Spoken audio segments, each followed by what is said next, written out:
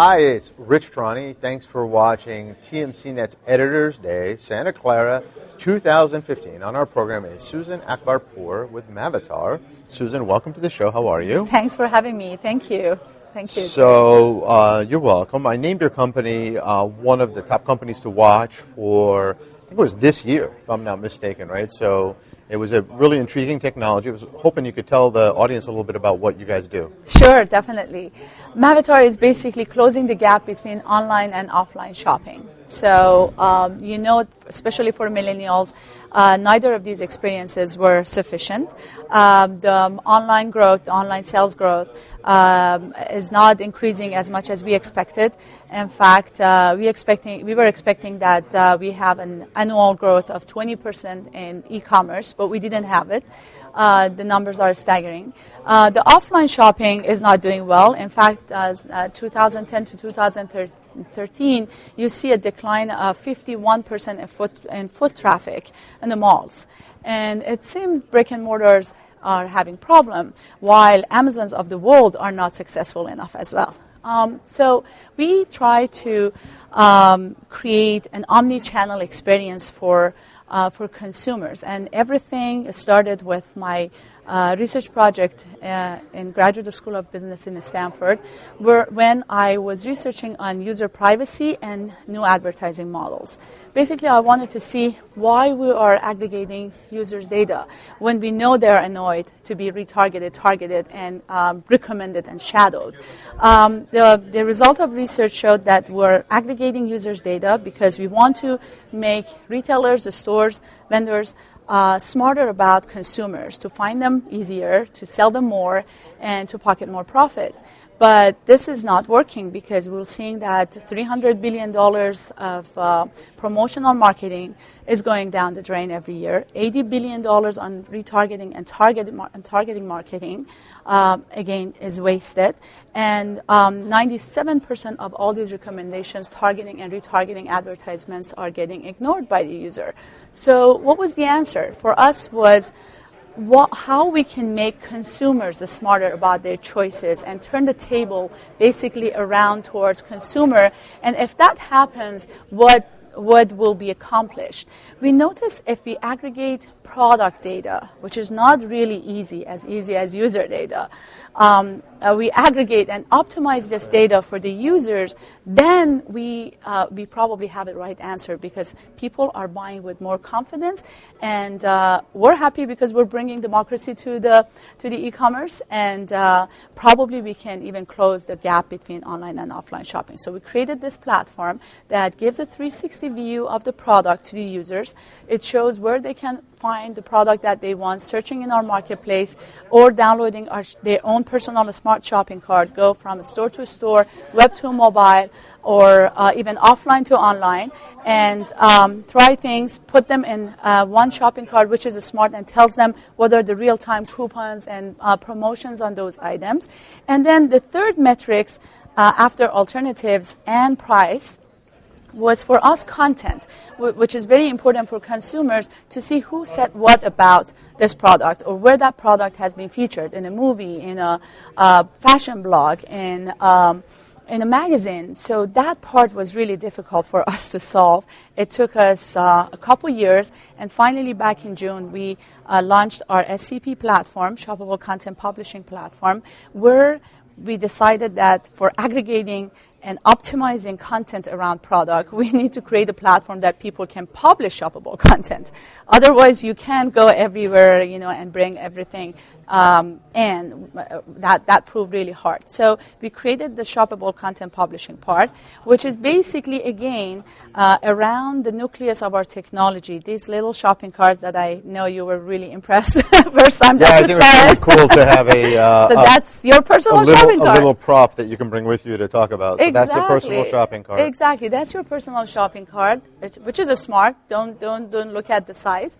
So it can tell you what are the best price on the product that you're putting into that, showing the real-time coupons and promotions on it.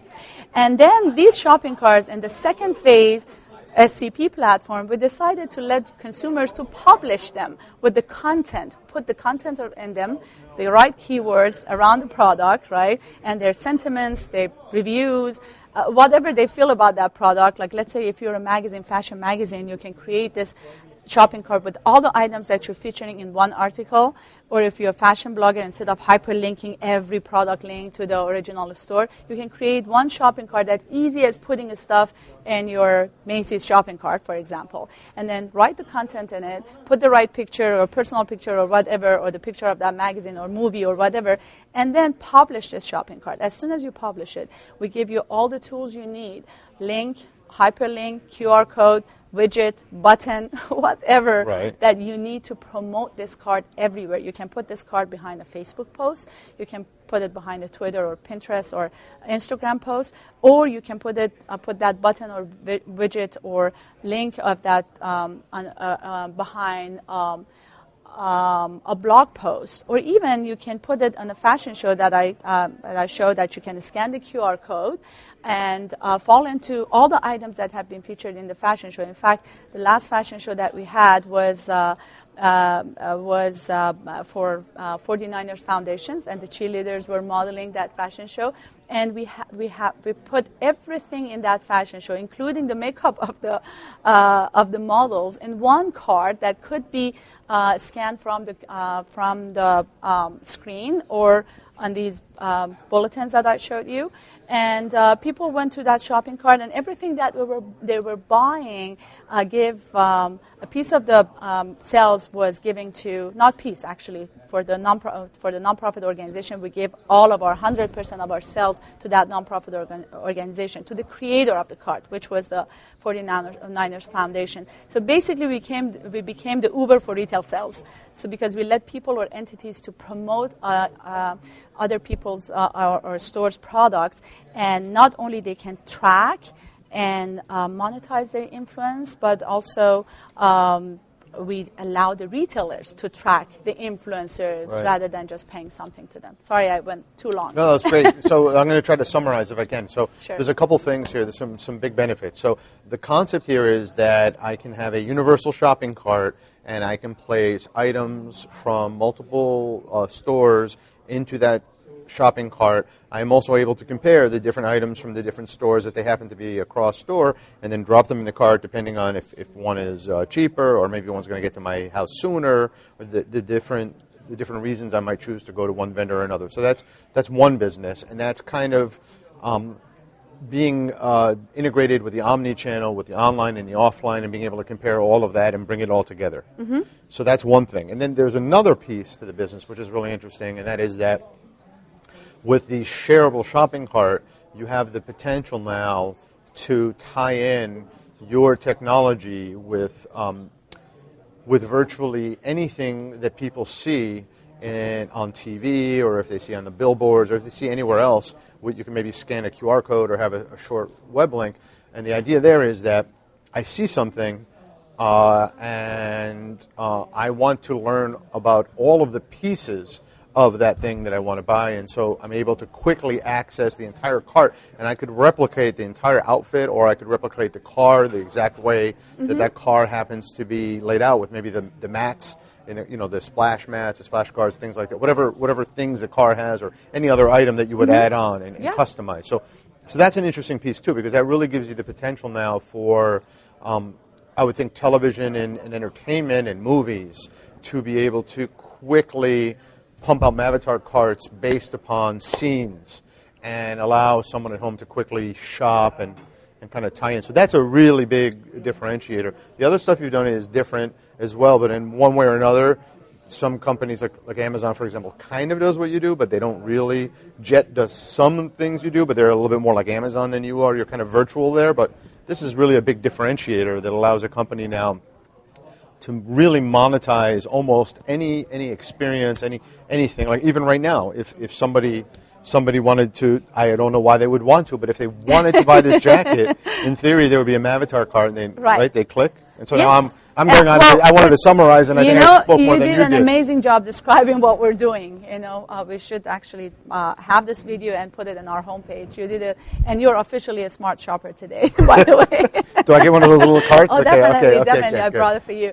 So that's exactly right. And you mentioned something very interesting about our difference between Mavatar, Amazon, and Jet, and so on. What these guys are doing is they're using product feeds from all the stores. Product feeds are old, full of ghost items. They're from previous seasons. So their marketplace is not as real-time or is not as close as Mavatar's to the real-time inventory of the top retailers. What we're doing, our marketplace is a curated marketplace. Basically, these little shopping carts are curating stuff when people are going directly to the stores, bringing whatever they want. When they're bringing it to Mavatar World, they're curating the marketplace for the next person, right? So our marketplace is the closest one to the real-time inventory of the retailers, which makes this marketplace really appealing for especially younger generation influencers who don't want to write about a product that was in 6 months ago or 2 seasons ago, right? Sure. So that is definitely a major difference. And as you said, again, we're providing 360 view of the product. People don't have to open tons of windows on their browser to make one decision. They can see everything in one product page or one marketplace or one shopping cart when they decide to go out of the marketplace and continue with their discovery. That's fantastic. So what else should the viewers that are watching this know about why they should work with Mavatar, things that Mavatar can do for them? Sure. Well, the great thing about Mavatar is, yes, we have a very appealing consumer or B2C story. And our marketplace, our concept marketplace is in. People can go in there and search, and they can download their own shopping cart and go between mobile and web and everything. But Mavatar is really a SaaS platform that other platforms can use and can license to create their own marketplace based on their own interests, their own audience, or whatever is important for them, or whatever stores that are important for them to support. So basically, let's say Facebook tomorrow decides, not that I'm suggesting anything to Mark Zuckerberg, but if they want to license Mavatar, they can put all the items that have been touched by Facebook or Facebook users in one marketplace. How incredible it can be, right? That people know that they go to Facebook, they go to the marketplace, and they see that all the products that have been somehow featured in Facebook. In fact, right now, as I said, we are closing the gap between online and offline shopping, lending our technology to malls to create the digital wall, or we call them digital malls. And at the beginning of the mall, or everywhere in the mall, in the restaurants and on the walls, the people can go and search in the current inventory of that mall with all the attributes that I talked about the 360 view of the product, and quickly find things, put it in one shopping cart, push it to their cell phone or web or whatever, to decide later, or to show it to the salesperson, right? And or share it with the salespeople. That gives them commission, so they're not afraid of helping people who are coming from online world. So that's how we're trying to really close the gap between these two worlds. That none of them are perfect by their own, because people would love to touch and feel things.